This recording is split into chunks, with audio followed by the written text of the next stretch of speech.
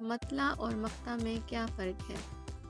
مطلع عربی زبان کا لفظ ہے جس کے لغوی معنی ہے طلوع ہونے کی جگہ یا چاند اور سورج کے نکلنے کی جگہ۔ شعری اصطلاح میں غزل یا قصیدے کا پہلا شعر جس کے دونوں مصرے ہم قافیہ ہوں مطلع کہلاتا ہے۔ اگر کسی غزل کے پہلے شعر کے دونوں مصرے ہم قافیہ نہ ہوں تو اسے پہلا شعر کہا جائے گا، مطلع نہیں۔ مطلع غزل کا نقیب ہوتا ہے۔ جس طرح نقیب بادشاہ کی آمد کا اعلان کرتا ہے، اسی طرح مطلع ایک ایسا آہنگ قائم کرتا ہے جس کی فضا میں باقی اشعار اپنا رنگ جماتے ہیں۔ غزل میں ایک سے زائد مطلع بھی ہو سکتے ہیں، مگر یہ سب مطلع شروع میں اور یکے بعد دیگرے آتے ہیں۔ پہلے مطلع کے بعد آنے والے مطلع کو مطلع ثانی، زیب مطلع اور حسن مطلع کہا جاتا ہے۔ اگر تیسرا شعر بھی ہم قافیہ و ہم ردیف ہو تو اسے مطلع ثالث کہیں گے۔ مثالیں دیکھیں۔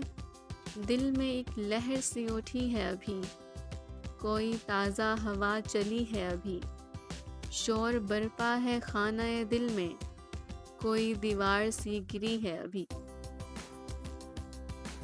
مقطع۔ مقطع کے لفظی معنی کٹنے کی جگہ یا کسی چیز کے ختم ہونے کی جگہ کے ہیں۔ شاعری کی اصطلاح میں غزل یا قصیدے کا آخری شعر جس میں شاعر اپنا تخلص بیان کرتا ہے مقطع کہلاتا ہے۔ اگر کسی غزل کے آخری شعر میں تخلص موجود نہ ہو تو اسے غزل کا آخری شعر تو کہا جائے گا، مقطع نہیں کہا جائے گا۔ اگر غزل کے کسی شعر میں شاعر کا تخلص موجود ہو مگر وہ غزل کا آخری شعر نہ ہو اسے مقطع کہیں گے، اسے مقطع نہیں کہیں گے۔ مقطع غزل کے اختتام کا اعلان کرتا ہے۔ مقطع قاری کو شاعر کے قریب کر دیتا ہے۔ مقطع پر غزل کی تان ٹوٹتی ہے۔ مقطع وہ شعر ہے جس سے غزل اپنی تکمیل کو پہنچتی ہے۔ مقطع غزل کی وحدت کو واضح کرتا ہے۔ بعض اوقات مقطع میں وہ مقصد سمٹ آتا ہے جس کے لیے غزل یا قصیدہ لکھا گیا ہو۔ مثالیں دیکھیے۔